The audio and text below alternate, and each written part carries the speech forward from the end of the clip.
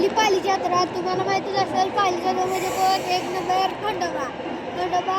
तिथं रथात बसलेले आहेत ते म्हणजे देवराला तो खंडोबाचा मान असतो. आणि तो रथ आमचा मानाचा रथ आहे. त्याच्या आधी हत्ती होता 5-6 साल होत्या आधी म्हणल्यावर तिथं देवराला बसलेले आहेत ते मानकरी आहेत.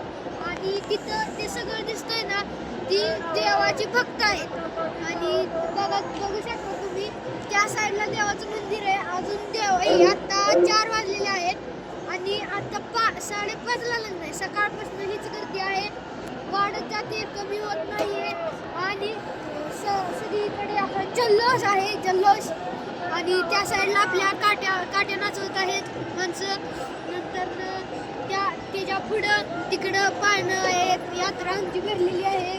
आणि त्यानंतर तिकडून सगळीकडनं अशी देवळाकडनं रांग